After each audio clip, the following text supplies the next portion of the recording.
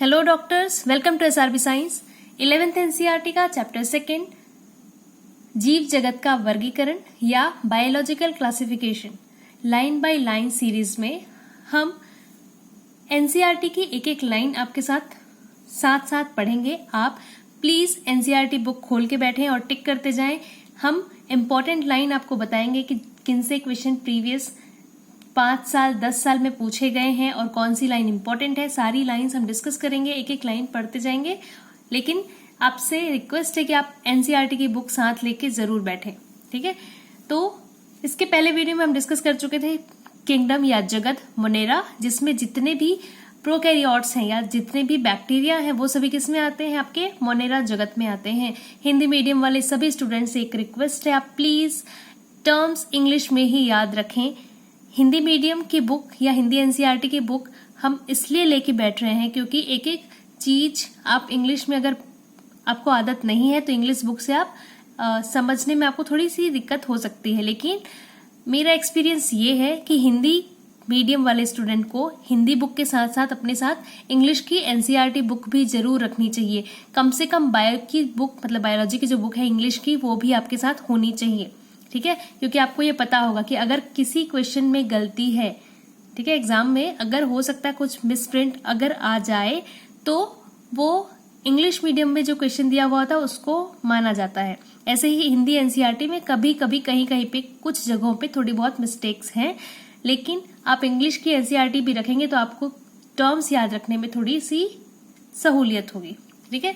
तो ज्यादा लेंदी हो जाएगा ये टॉपिक अगर लेक्चर देने लगेंगे। तो स्टार्ट करते हैं हमारा अगला टॉपिक, प्रोटिस्टा किंगडम या जगत प्रोटिस्टा। इसकी फर्स्ट लाइन ही क्वेश्चन बन के आपके एनसीईआरटी में नीट में आ चुकी है। सभी एक कोशिक यूकैरियोटिक को प्रोटिस्टा के अंतर्गत रखा गया है, ठीक है। मोनेरा में क्या थे, जितने भी थे प्रोकैरियोट थे। यहां से आपका स्टार्ट हो चुका है यूकैरियोट, और जितने भी यूकैरियोट में यूनिसेलुलर हैं, जितने भी यूनिसेलुलर आते हैं, चाहे वो प्लांट हो चाहे एनिमल हो, ठीक है, सभी एक कोशिक यूकैरियोट को प्रोटिस्टा के अंतर्गत रखा गया है। ये नीट में पूछा हुआ क्वेश्चन है, शायद 2013 और 14 इन दोनों में से किसी एक में ये क्वेश्चन पूछा हुआ है। आपको ये लाइन इंपॉर्टेंट है, याद रखनी है। Unicellular eukaryotic, all unicellular eukaryotic जो है वो प्रोटिस्टा किंगडम के अंदर रखे गए हैं। यूनिसेलुलर और यूकैरियोटिक आपको सभी को पता है, परंतु इस जगत की सीमाएं ठीक तरह से निर्धारित नहीं की गई हैं। मतलब कुछ साइंटिस्ट इसमें प्लांट को रखे थे, कुछ ने इसमें जंतुओं को रख दिया था, तो कुछ इसका सिस्टम जो है वो अभी तक ज्ञात नहीं किया गया। बस इतना याद है, मालूम है इसमें कि हमने क्या रखा है इसमें, यूनिसेलुलर यूकैरियोटिक। जो भी यूकैरियोट के कैरेक्टर है और एक कोशिक है उनको सबको यहाँ पे प्रोटिस्टा में रख दिया गया, ठीक है। इसमें कौन कौन आते हैं आपके, क्राइसोफाइट, डायनोफ्लैजिलेट, यूग्लिनोइड, अपंकवक, प्रोटोजोआ, ये सभी आते हैं आपके प्रोटिस्टा में। इसमें फ्लैजेला, सीलिया भी पाए जाते हैं। एसेक्सुअल मतलब अलैंगिक कोशिका संलयन और जायगोट या युग्मनज बनाने की विधि के द्वारा ये लैंगिक प्रजनन करते हैं। फटाफट अपन आगे बढ़ते हैं। फर्स्ट जो इसका डिवीजन है, इसको आगे डिवाइड किया गया है किसमें, अलग अलग वर्गों में बोल सकते हैं, ठीक है। तो प्रोटिस्टा के अंतर्गत सबसे पहले आप डिस्कस कर रहे हैं क्राइसोफाइट। आपको नाम याद रखना है, पहला है क्राइसोफाइट। इस समूह के अंतर्गत डायटम्स और सुनहरे शैवाल आते हैं, इनको हम डेस्मिड कहते हैं। डायटम्स बहुत इंपॉर्टेंट है, इससे क्वेश्चन पूछा ही जाता है, आपको रटा हुआ होना चाहिए डायटम्स क्या है। तो किंगडम प्रोटिस्टा के अंतर्गत क्राइसोफाइट आता है। क्राइसोफाइट के एग्जाम्पल है आपके डायटम्स एंड सुनहरे शैवाल। सुनहरे शैवाल जिसको हम गोल्डन एल्गी या फिर डेस्मिड भी बोलते हैं। डायटम्स और डेस्मिड आते हैं क्राइसोफाइट के अंदर। ये स्वच्छ जल एवं लवणीय जल मतलब फ्रेश वाटर में भी रहते हैं और समुद्र के पानी में भी रहते हैं। अत्यंत सूक्ष्म होते हैं तथा जलधारा के साथ निश्चेष्ट रूप से, ये क्वेश्चन पूछा हुआ है, निश्चेष्ट रूप से मतलब अपनी कोशिश नहीं करते, जैसा पानी का बहाव होता है वैसे ही ये बहते जाते हैं, ठीक है। फ्री फ्लोटिंग या फ्री स्विमिंग। डायटम्स में कोशिका भित्ति साबुनदानी की तरह इसी के अनुरूप दो अतिछादित कवच बनाती है। मतलब साबुनदानी का घर पे डब्बा होता होगा, एक नीचे का जिसके ऊपर साबुन रखते हैं, ऊपर से एक ढक्कन अपन ढकते हैं, ठीक है। तो इस टाइप की इनकी क्या होती है, सेल वॉल होती है। एक यहाँ पे डब्बा होता है, इसके ऊपर कवच बनी हुई होती है, ठीक है। तो इस टाइप का क्या स्ट्रक्चर होता है, सेल वॉल। सेल वॉल का इनके, ठीक है। इसकी सेल वॉल किसकी बनी होती है, डायटम्स की, वो बनी होती है सिलिका की। ये आपको इंपॉर्टेंट है, याद रखना है। डायटम्स की सेल वॉल बनी होती है, मतलब कोशिका भित्ति बनी होती है सिलिका की। डायटम्स की सेल वॉल बनी होती है सिलिका की, जिसके कारण ये नष्ट नहीं होते। सिलिका क्या है, जो रेत हमको मिलती है समुद्र में या नदी में, वो सिलिका पार्टिकल है, और वो इतनी कठोर होती कि वो नष्ट नहीं होती। और वो नष्ट नहीं होती इसलिए जब ये मर जाते हैं तो उनकी डायटम्स की जो सेल वॉल है वो क्या करती है, बहुत सालों तक वो उसी जगह पे पड़ी रहती है, और उनकी जमा होने के कारण उस जगह को हम क्या बोलते हैं, डायटमीय मृदा कहते हैं। ये क्वेश्चन पूछा हुआ है, आपको याद रखना है बिल्कुल, डायटमीय मृदा कहते हैं। बहुत सालों बाद अगर डायटम्स मर गए तो उनकी सेल वॉल तो नहीं मरेगी। सेल वॉल क्या है, डेड ऑर्गेनिज्म है, डेड मटेरियल है, तो वो जमा होते जाती है, और वो जमा होती है जिस जगह पे, उस जगह को हम बोलते हैं डायटमीय मृदा या डायटमियस अर्थ बोला जाता है। कणमय होने के कारण, ठीक है, क्योंकि वो छोटे छोटे पार्टिकल्स होते हैं तो वो कण जैसा होता है, तो कण के जैसे होने के कारण इस मृदा का उपयोग, ये क्वेश्चन नीट का क्वेश्चन याद रखना कि सिलिका का जो पार्टिकल्स है, डायटम्स की जो सेल वॉल सिलिका है, उसका यूज किसमें करते हैं, ये क्वेश्चन नीट का क्वेश्चन याद रखना। पॉलिश करने में, तेल मतलब ऑयल एंड सिरप के निस्यंदन मतलब फिल्ट्रेशन, पॉलिशिंग में इसका यूज किया जाता है। और तेल और सिरप, जो तेल और सिरप, जो गहरे समुद्रों से तेल, ऑयल, पेट्रोल, डीजल ये सब निकाले जाते हैं खनिज के रूप में, इनके निस्यंदन या फिल्ट्रेशन के रूप में हम किसका यूज करते हैं, सिलिका पार्टिकल्स का यूज करते हैं। ये क्वेश्चन नीट का है। सेकंड क्वेश्चन आपका ये बन रहा है, ये समुद्र के मुख्य उत्पादक है। क्वेश्चन ये पूछा हुआ क्वेश्चन है, याद रखना। चीफ प्रोड्यूसर ऑफ ओशन, ठीक है, चीफ प्रोड्यूसर ऑफ ओशन, समुद्र के मुख्य उत्पादक कौन है, डायनोफ्लैजिलेट, ठीक है। नेक्स्ट आपका स्टार्ट करते हैं, क्राइसोफाइट या डायटम्स बोल सकते हैं आप। नेक्स्ट है आपका डायनोफ्लैजिलेट। ये जीवधारी मुख्यतः समुद्री एवं प्रकाश संश्लेषी होते हैं, याद रखना है। ये क्या होते हैं, समुद्री है, आपको फ्रेश वाटर में नहीं मिलेंगे, लेकिन प्रकाश संश्लेषी मतलब फोटोसिंथेटिक होते हैं। फोटोसिंथेटिक क्यों होते हैं, क्योंकि इसमें पिगमेंट प्रेजेंट होते हैं। कौन कौन से पिगमेंट, पीले, हरे, भूरे, नीले और लाल, ठीक है। येलो, ग्रीन, ब्राउन, ब्लू और रेड, ये पिगमेंट आपको यहाँ पे प्रेजेंट होते हैं। और जहां भी पिगमेंट मिलेगा तो आपको फटाक से दिमाग लगाना कि उसमें फोटोसिंथेसिस होगी। इनकी कोशिका भित्ति के बाह्य सतह पर, एक सेकेंड, सेलुलोज की कड़ी पट्टिकाएं होती हैं। ये क्वेश्चन नीट का क्वेश्चन है, ठीक है।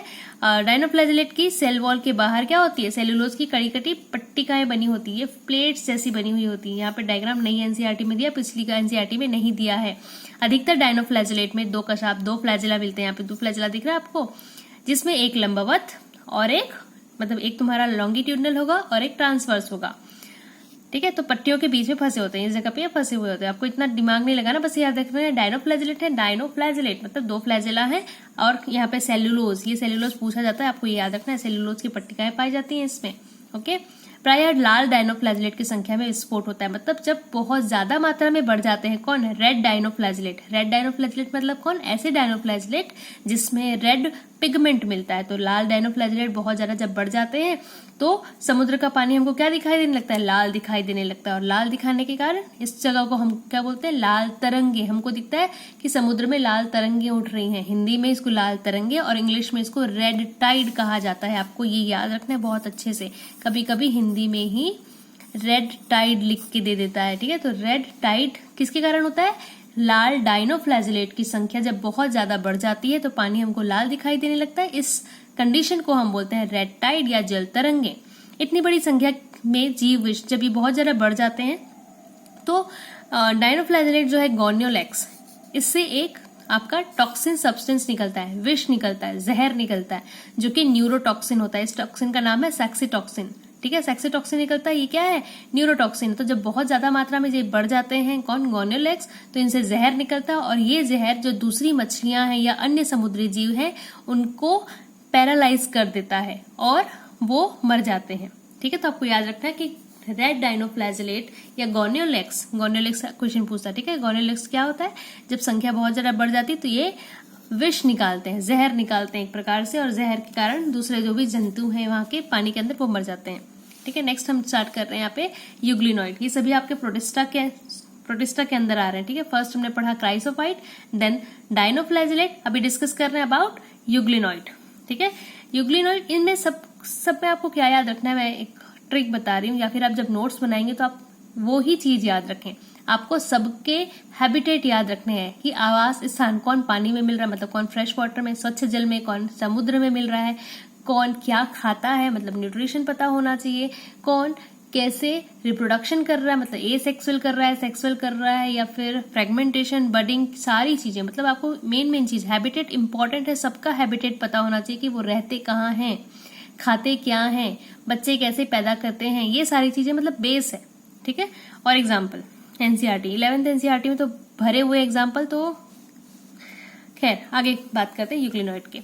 इनमें से अधिकांशतः स्वच्छ जल में, अगेन स्वच्छ जल कौन है, यूग्लिनॉइड किसमें मिलता है, अधिकांशतः स्वच्छ जल में पाए जाने वाले जीवधारी हैं जो स्थिर जल में पाए जाते हैं, मतलब स्थिर जल मतलब रुका हुआ पानी, स्टैग्नेंट वाटर। ओके।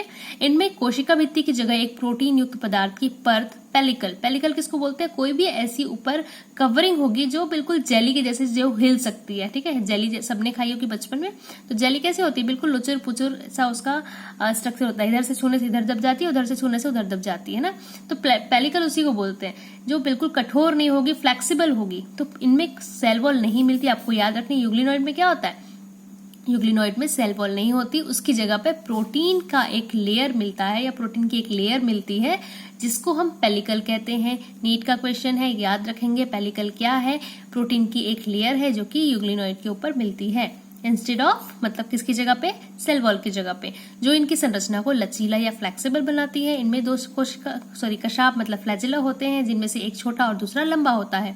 यद्यपि सूर्य के प्रकाश की उपस्थिति में ये प्रकाश संश्लेषी होते हैं, मतलब अगर सनलाइट मिल रहा है तो सनलाइट मिल रही है तो क्या करेंगे, फोटोसिंथेसिस करेंगे, लेकिन सूर्य के प्रकाश नहीं होने पर भी अन्य सूक्ष्मधारियों का शिकार करके परपोषी की तरह व्यवहार करते हैं। मतलब क्या है कि अगर सनलाइट किसी एक जगह से इनको खाना नहीं मिल रहा है तो ये मरेंगे नहीं, ये क्या करेंगे, दूसरी जगह से अपना जुगाड़ कर लेते हैं। तो क्या करते हैं ये, अगर सनलाइट है तो ओके, और नहीं है तो दूसरे जीवधारियों का उपयोग करके या उनका शिकार करके ये परपोषी की तरह, मतलब हेटेरोट्रॉफ्स की जैसे ये अपना भोजन प्राप्त करते हैं।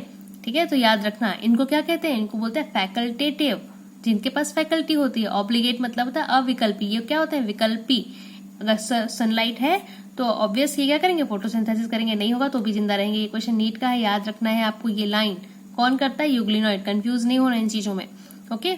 नेक्स्ट है फिर बात, आश्चर्यजनक रूप से यूग्लिनॉइड में पाए जाने वाले वर्णक, इसमें जो पिगमेंट मिल रहे हैं वो कैसे पिगमेंट है, उच्च पादपों के में उपस्थित वर्णकों के समान होते हैं। मतलब इसके अंदर जो पिगमेंट है वो सेम या फिर किन के समान हो सकते हैं, जो हायर प्लांट हैं आपके, जो फोटोसिंथेसिस करते हैं उनके जैसे ये, क्योंकि यहाँ बोल रहा है कि फोटोसिंथेसिस करता है, तो इनके जो अंदर जो पिगमेंट है वो हायर प्लांट के जैसे ही पिगमेंट होते हैं। एग्जाम्पल आपको यूग्लिनॉइड से यूग्लिना। ओके। नेक्स्ट स्टार्ट करते हैं, स्लाइम मोल्ड या अवपंख कवक। नाम से समझ में आ रहा है, थोड़े बहुत कैरेक्टर इसके अंदर कैसे हैं, कवक मतलब फंजाई के जैसे। अवपंख कवक को फॉल्स फंजाई भी कहा जाता है। ओके, सॉरी लोअर फंजाई कहा जाता है, फॉल्स फंजाई नहीं कहते, इसको कहते हैं लोअर फंजाई। अवपंख कवक मृत पोषी प्रोटिस्टा है। अगेन हैबिटेट के साथ साथ खाना कौन कैसा खाता है आपको याद रखना है। ठीक है। मृत पोषी मतलब हमेशा सड़े हुए मरे गले पदार्थों पे ही ये डिपेंड करते हैं। सड़ती हुई टहनियों पत्तों के साथ गति करते हुए जैविक पदार्थों को भक्षण करते हैं, मतलब ऑर्गेनिक मैटर जो भी इनको मिल जाएगा सड़ा हुआ, उसके ऊपर ये डिपेंड होते हैं। अनुकूल परिस्थितियों में ये प्लाज्मोडियम बनाते हैं। अगर इनके पसंद का मौसम है या पसंद का परिस्थिति है तो क्या करेंगे, प्लाज्मोडियम बनाएंगे। ठीक है। और वो प्लाज्मोडियम कई फीट तक की लंबाई का हो सकता है। प्लाज्मोडियम क्या है आगे हम डिस्कस करेंगे। ठीक है। तो रिप्रोडक्शन का एक तरीका मान सकते हो, प्लाज्मोडियम बनाते हैं अगर अनुकूल परिस्थिति है तो। प्रतिकूल परिस्थितियों में क्या करते हैं, ये स्पोर्स बनाते हैं, बीजाणु युक्त बना के फलन का है मतलब फ्रूटिंग बॉडी बनाएंगे, एक ऐसा बॉडी बनाएंगे उसके अंदर स्पोर्स बनाएंगे। और स्पोर्स अगर प्रतिकूल परिस्थिति मतलब कि कोई ऐसी कंडीशन है कि जिसमें ये जिंदा नहीं रह सकते तो वो क्या करेंगे, स्पोर्स बनाएंगे, बीजाणु बनाएंगे। और वो बीजाणु क्या करेंगे, वायु के साथ इधर उधर बिखर जाएंगे। फिर से जब अनुकूल परिस्थिति आएगी तो फिर से वो स्पोर्स ग्रो करके या जर्मिनेट होकर या वापस से उग जाएंगे। उगना बोल सकते हैं, जर्मिनेशन बोल सकते हो। ठीक है। फिर से क्या होगा, जर्मिनेशन हो जाएगा और फिर से वो अपनी स्लाइम मोल्ड एक नया बना लेंगे। ठीक है। तो अवपंख में आपको एक इंपॉर्टेंट चीज वो यही याद रखनी, मृत पोषी प्रोटिस्टा। मैं बार बार आपसे रिक्वेस्ट कर रही हूँ कि आपको सभी मतलब जो भी एनसीईआरटी में एग्जाम्पल्स वाली चीजें आएंगी एनिमल किंगडम तक, सबके हैबिटेट बहुत अच्छे से याद रखने हैं, न्यूट्रिशन कैसा लेते हैं वो याद रखना है, रिप्रोडक्शन कैसा करते हैं वो याद रखना है। इन तीनों चीजें अगर आप याद रखोगे, तीनों क्राइटेरिया, कहाँ रहते हैं, क्या खाते हैं और बच्चे कैसा पैदा करते हैं, ठीक है, कहाँ रहते हैं, क्या खाते हैं और बच्चे कैसा पैदा करते हैं, ये तीनों चीजें अगर आपको याद हो गई तो बहुत अच्छे से सारे क्वेश्चन यहाँ के आप सॉल्व कर सकते हैं। ओके, नेक्स्ट है आपका प्रोटोजोआ। प्रोटोजोआ जो है प्रोटिस्टा में लास्ट क्लासिफिकेशन का डिवीजन है बोल सकते हैं आप। तो प्रोटोजोआ को अगर फिर से अंदर डिवाइड किया गया है तो इसके अंदर आपको मिलते हैं सभी प्रोटोजोआ, पहले हम डिस्कस करें, सभी प्रोटोजोआ परपोषी होते हैं। परपोषी मतलब क्या कि इसमें आपको मिलेंगे सैप्रोफाइटिक और परपोषी होते हैं, खुद भोजन नहीं बनाएंगे। परपोषी में आपको मिलेंगे परभक्षी, ठीक है, परभक्षी मतलब क्या, प्रेडेटर, और परजीवी। परजीवी मतलब पैरासाइट के रूप में रहते हैं। ये प्राणियों के पुरातन संबंधी हैं। प्रोटोजोआ को 4 भागों में डिवाइड किया गया है। पहला है अमीबियासिस या अमीबीय प्रोटोजोआ। ये जीवधारी स्वच्छ जल, फिर से हैबिटेट, समुद्र मतलब फ्रेश वाटर में मिलेगा, समुद्र में मिलेगा, जल, समुद्र जल में, नम मृदा में, मृदा जो कि थोड़ी सी मॉइस्ट होगी, हल्का सा पानी मिलेगा, उन सब इन तीनों जगह पे मिलेगा। ये अपने कूटपाद, क्वेश्चन में पूछा जाता है निम्न में से किसमें कूटपाद मिलते हैं। कूटपाद को इंग्लिश में बोलते हैं स्यूडोपोडिया। कूटपाद मतलब ऐसा लग तो रहा है कि उसमें पैर है लेकिन वो पैर नहीं होते, तो अमीबिया में क्या होता है, स्यूडोपोडिया मिलता है। ये क्वेश्चन नीट का क्वेश्चन है। स्यूडोपोडिया किसे मिलता है, स्यूडोपोडिया आपको अमीबा में मिलता है। अपने शिकार को पकड़ते हैं। इनके समुद्री प्रकारों की सहायता से सिलिका के कवच होते हैं। इनमें जो इनके जो समुद्री प्रकार हैं उनमें किसके कवच होते हैं, सिलिका के कवच मिलते हैं। इनमें से कुछ एंटमीबा परजीवी हैं, ठीक है। एग्जाम्पल इसमें है एंटमीबा हिस्टोलिटिका जो कि अमीबियासिस का पैथोजन है, एंटमीबा जिंजीवैलिस जो कि गम डिसीज, जो गम हमारी जिंदगी में है वो गम नहीं, जो गम हमारे दांतों के नीचे है, मसूड़े हमारे, उनमें डिसीज फैलाने वाला है। अमीबियासिस हिस्टोलिटिका से होता है और जिंजीवैलिस से गम डिसीज। नेक्स्ट आपका है फ्लैजिलेटेड या कशाभिका प्रोटोजोआ। इस समूह के सदस्य स्वच्छंद और परजीवी होते हैं, मतलब एक जगह स्वच्छंद, ठीक है, किसी के ऊपर डिपेंड नहीं रहते, ऐसा भी रहते हैं, और परजीवी भी होते हैं, दोनों हो सकते हैं। इनके शरीर पर फ्लैजिला, फ्लैजिलेटेड है तो शरीर पर फ्लैजिला मिलेगा। परजीवी जो है वो बीमारी के कारण है, जैसे कि है निद्रालु व्याधि, हिंदी में, इंग्लिश में बोलते हैं इसको स्लीपिंग सिकनेस। इसका कारण है ट्रिपेनोसोमा। ओके, नेक्स्ट है आपका पक्षमाभी प्रोटोजोआ। पक्षमाभी मतलब सीलिया। इनकी बॉडी में बहुत ज्यादा मात्रा में सीलिया प्रेजेंट होती है। अत्यंत सक्रिय गति करने वाले जीवधारी हैं क्योंकि इनके शरीर पर हजारों की संख्या में पक्षमाभ मतलब सीलिया प्रेजेंट होते हैं। ये क्वेश्चन नीट का क्वेश्चन है आपका गलेट, ठीक है। इनकी बॉडी में क्या होता है, ग्रशिका या गलेट मिलता है, तो गलेट किस में मिलता है आपको याद रखना है, सीलिएटेड जो फ्लैजिलेटेड है, इसके एग्जाम्पल याद रखना है, जो कि कोशिका के बाहर की तरफ खुलता है, पानी इसके अंदर आता है और ये भोजन प्राप्त करते हैं और भोजन करने के बाद फिर से इसको वहीं उसी जगह से निकाल देते हैं, ठीक है। तो गलेट जो होती है वो आपकी किस में मिलती है, पक्षमाभी में, और एग्जाम्पल है इसका पैरामीशियम। तो गलेट किस में मिलता है, पैरामीशियम में मिलता है। नीट का क्वेश्चन है, आपको याद रखना है। गलेट जो कैरेक्टरिस्टिक है वो आपका पैरामीशियम का कैरेक्टरिस्टिक है। नेक्स्ट है स्पोरोजोआ, लास्ट प्रोटिस्टा का लास्ट जो डिवीजन है, प्रोटिस्टा में प्रोटोजोआ का लास्ट डिवीजन है यहाँ पे स्पोरोजोआ। इस समूह में वे विविध जीवधारी आते हैं जिनके जीवन चक्र में संक्रमण करने योग्य बीजाणु जैसी अवस्था, मतलब स्पोरोजोआ की जब स्पोर्स बनते हैं, ठीक है, बीजाणु या स्पोर्स बनते हैं तो वो क्या होती है, वो एक संक्रमण करने योग्य बीजाणु है, मतलब एक जगह से दूसरी जगह अगर जाएगी तो संक्रमण फैलाएगी, ठीक है। इसमें सबसे कुख्यात जो बीमारी है वो है प्लाज्मोडियम मलेरिया परजीवी की, ठीक है। प्लाज्मोडियम विवैक्स, प्लाज्मोडियम मलेरियाई और प्लाज्मोडियम फैल्सिपेरम, ये तीनों आपके मलेरिया के फैक्टर हैं या पैथोजन है, ठीक है, जिसके कारण मानव की जनसंख्या पर आघात पहुंचाने वाला प्रभाव पड़ा है। तो आपको याद रखना कि प्लाज्मोडियम अभी भी नीट का 2020 में अभी जस्ट जो नीट हुई है वहां पे ये क्वेश्चन पूछा हुआ है कि कौन सा टाइप है, या फिर जब मलेरिया का पैरासाइट एक जगह से किसी स्वस्थ मनुष्य में आता है तो कौन से फॉर्म में आता है, उसका आंसर था आपका स्पोरोजोइट्स, ठीक है। तो प्लाज्मोडियम मलेरिया का परजीवी है और ये परजीवी जब बीजाणु उत्पन्न करता है तो वो स्पोरोजोइट्स में कन्वर्ट होता है, जो कि आपकी 12th एनसीईआरटी में बहुत क्लियरली दिया हुआ है, ठीक है। आज हमने क्या क्या डिस्कस किया, फिर से एक बार फटाफट रिवाइज करते हैं। रिवाइज करने के बाद चैप्टर यहाँ पे मतलब ये वीडियो हम लोग यहाँ पे ऑफ करेंगे, फिर नेक्स्ट वीडियो में हम डिस्कस करेंगे अबाउट प्रोटिस्टा में हमने डिस्कस किया पहली line, all eukaryotic unicellular eukaryotic, एक कोशिकीय यूकैरियोटिक। ओके, इसमें आते हैं आपके